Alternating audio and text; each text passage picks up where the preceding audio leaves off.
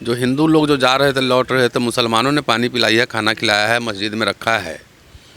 तो हिंदू मुसलमान का जो नैरेटिव ये बनाते थे, अब तो पता लग गया ना। वीडियो आपने भी देखा हुआ, हमने भी देखा है। तो ये पता लग गया कि ये जो राजनीति का धंधा है हिंदू मुसलमान का, तो मुसलमानों ने तो कोई भेदभाव नहीं की।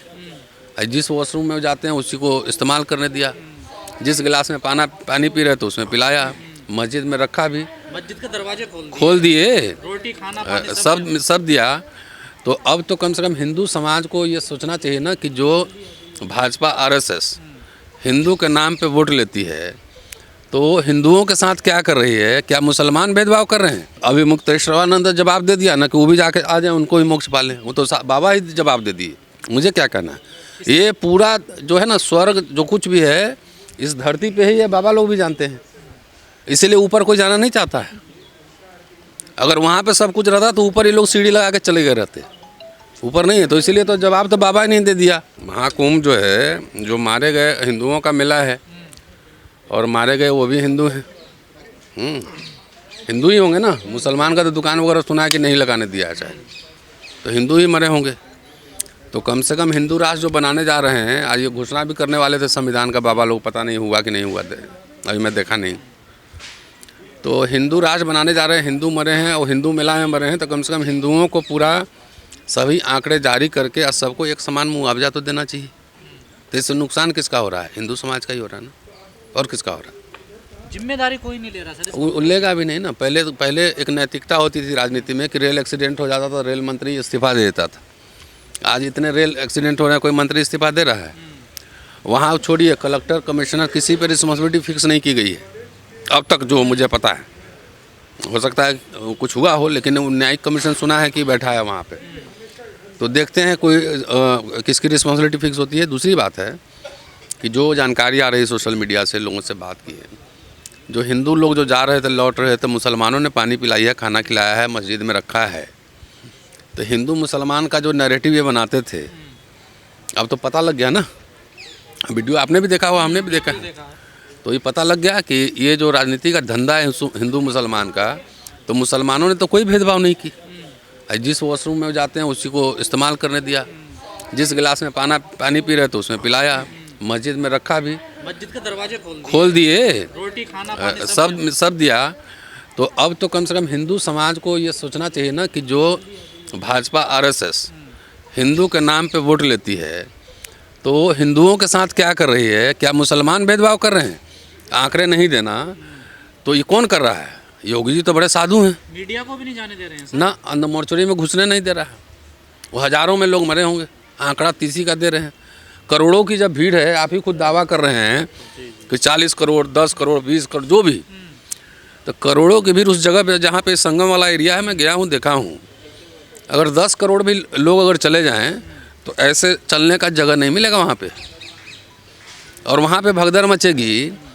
तो आप सोचो ना क्या होगा, कल्पना करो कि 30 लोग मरेंगे उसमें। सरकार के तो बड़े दावे थे, बड़ा बजट कुंभ के लिए रखा गया, 7,000 करोड़ सुना है, 7,000 करोड़।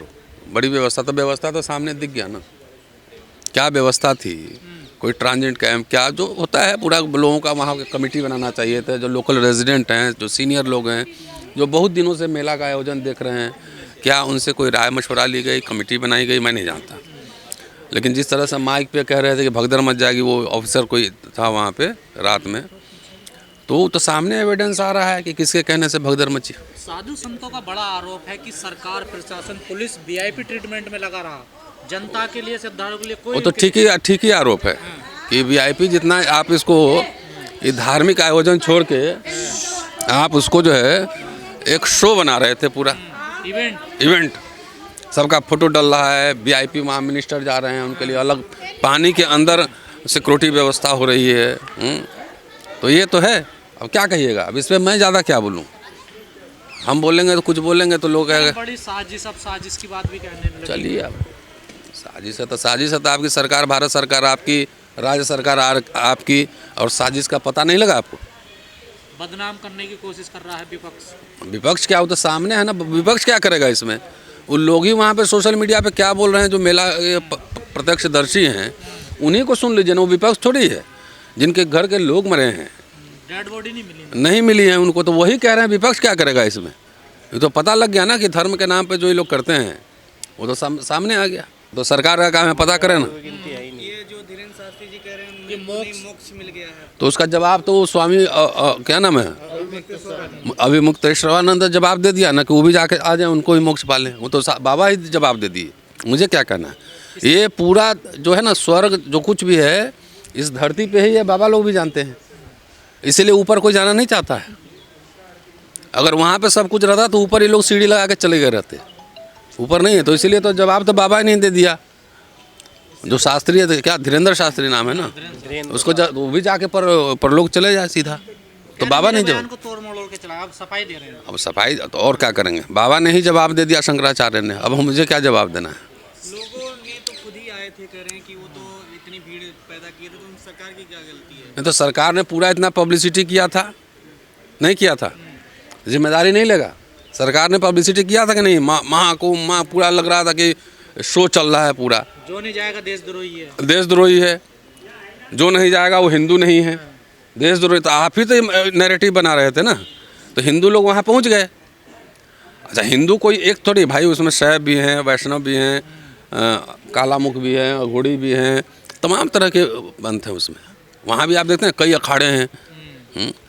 तो हिंदू लोग तो गए थे, तो हिंदू के साथ इंसाफ कीजिए, मेरा ये कहना है कि योगी जी और मोदी जी, आप बड़े बड़े होर्डिंग लगे हुए इलाहाबाद में खाली 2 के 25 लाख रुपए दे तो रहे हैं सर। तो 30 लोगों को 30 लोग आंकड़ा तो दीजिए। इसमें राजनीति भी की गई चुनाव को लेकर के।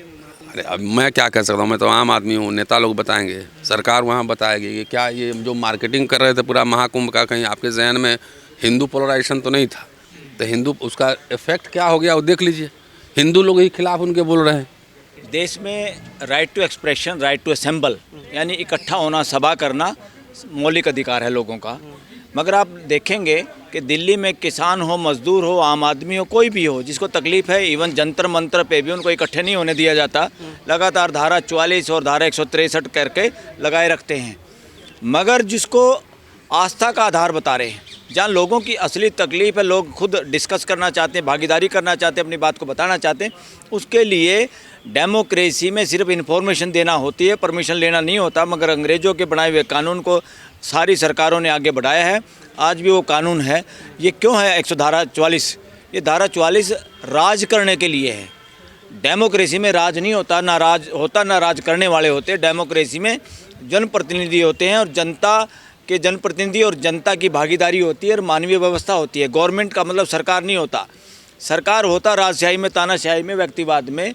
डेमोक्रेसी में व्यवस्था होती है और आज के दिन संविधान के तहत एक व्यवस्था है, मगर वो व्यवस्था के तरीके से नहीं चलाई जा रही, वो शासन की तरह से चलाई जा रही है।